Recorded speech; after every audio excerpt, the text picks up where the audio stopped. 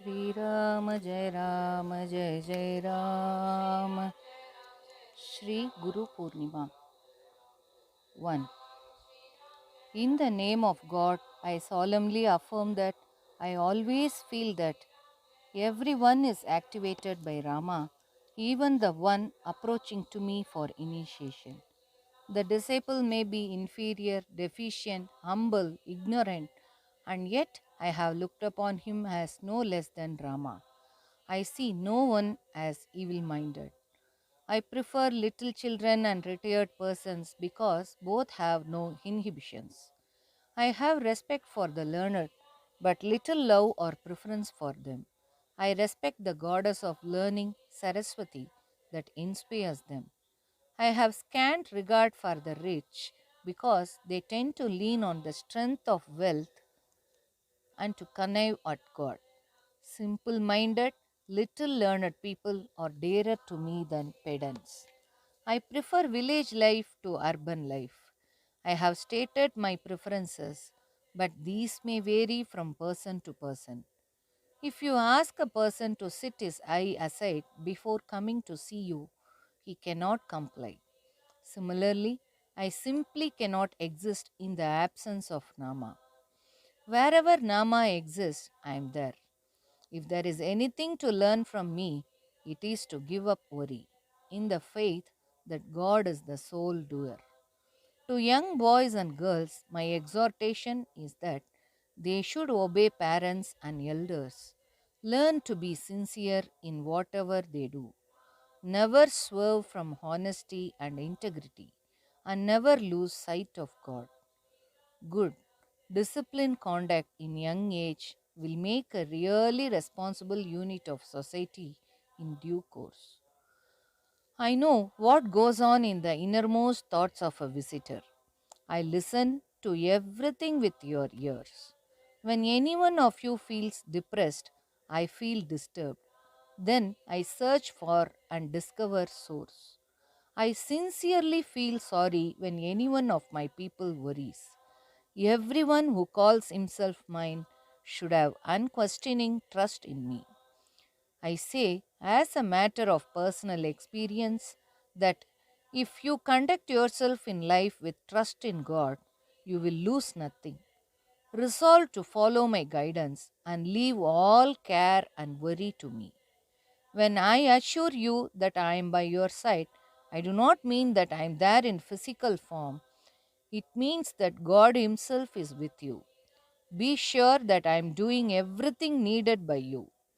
On your part, too, do what you can, but never pine for anything.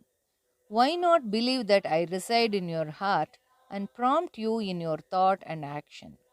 You should have firm faith that whatever you do is by my will, by me. I never feel despondent about anybody, for anyone born as a human being is bound to attain to God one day or another. Shri Guru Purnima 2. Blessings to all. Observing you carrying out the week long festival, I feel that there is now nothing that you need to be told. We worship a person only when we understand his views and subscribe to them. Whatever I have been telling you has been related to what should be done under the circumstances in which you are living, how to live. And I believe you are making a sincere effort to put the percept into practice. It must be admitted that we cannot abandon Prapancha or do without it. Man begins his life in a completely dependent condition and also ends it in helplessness. This is a matter of common experience. Man, being thus a slave of circumstances, by what means can he still march towards the goal of attaining to God? We naturally seek from God what is most desired by the heart, and that, strangely enough, is exactly something that leads to our ruin. All that I have to tell you under the circumstances is that instead of asking something of God, pray to Him thus: O Lord, you are the Prince of donors. You have my interest at heart. You always do the correct thing. So, rather than my asking for anything, give me something that you think is good for me. In my ignorance, I may ask for the very thing that is counter to my interest. So, O Lord, I shall feel contented with whatever you think fit to grant me. Let us solemnly promise this to God on this important day. A beggar begs for something befitting his own lowly station in life. He will, for instance, expect some food or an old piece of clothing or a few coins, but he will not dare even to dream of asking for, say, the mansion at whose gate he may be begging. But the Lord is so rich and so munificent. He may grant you the whole world. Nay, He may grant a spirit of perfect contentedness, irrespective of any tangible thing. The best thing to do is to say, Lord, give me what you will. There can be no better prayer. There are two classes of devotees. One, to which we belong, says, God, when will you become mine? Be you mine, so I shall lack nothing. The other type says, Lord, I surrender my ego to you and will henceforth live as your slave, your pawn. You understand the significance of these two stanzas. What is signified by asking God to become mine is, I shall not change. Do you provide me with whatever I may desire? The other kind of devotee says, in effect, O Rama, I now want nothing but you. I am henceforth wholly yours, at your command. Look into your heart to discover what it really holds. If you find that you belong to the first category, which retains its ego, you must perseveringly strive to rise to the second variety and say, Lord, you have been gracious to me and granted me everything I asked for, and yet I continue to ask. This evidently means that desire is endless, insatiable.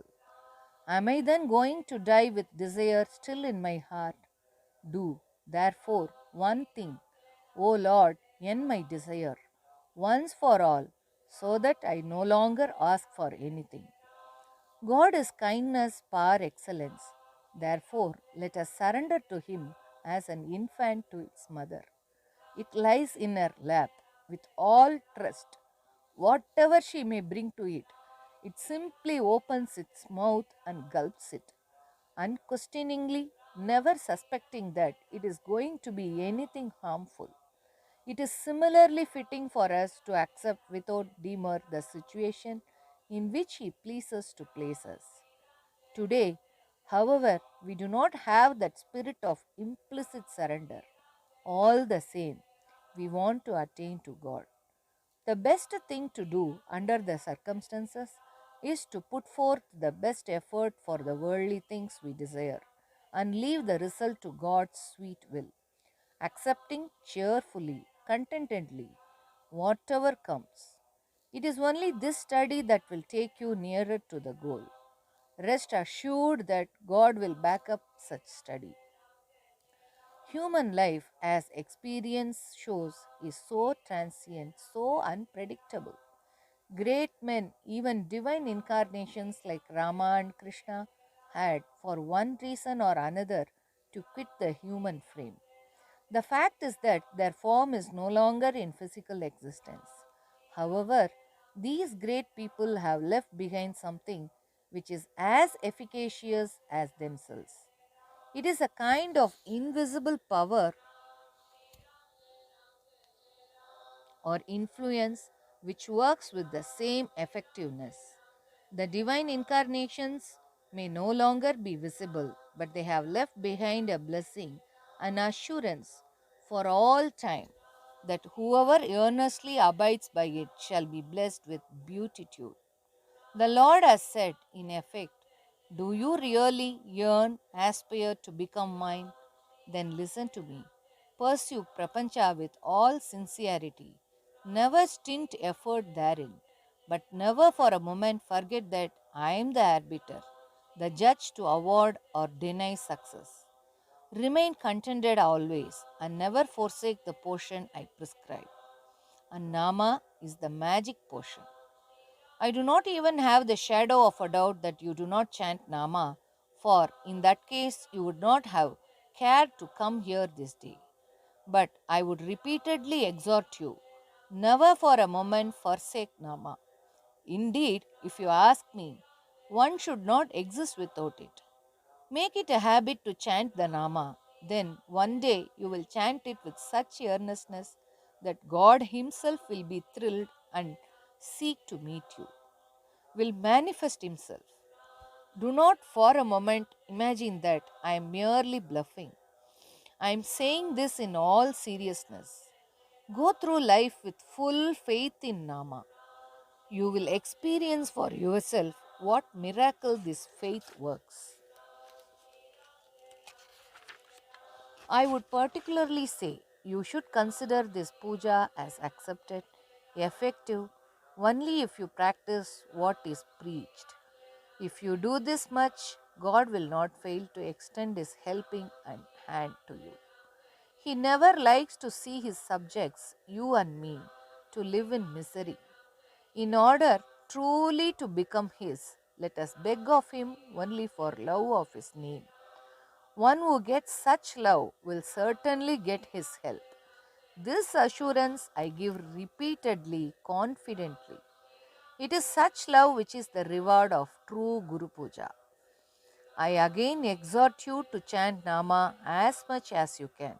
It needs no special procedure or rite. All that you need to do is to chant Nama with sincerity and love. Call on Him in such earnestness that God should feel that He must answer your prayer and hasten to meet you. Do this much, and Rama is sure to look to your welfare and interest. I repeat while taking your leave. Carry on your family life as best as you can. Attend carefully to the demands of duty. Take care while doing all things that God is always in your sight and memory, and chant Nama. Rama will shower His grace on you. May you ever be happy. Lord bless you. Jai Shri Ram.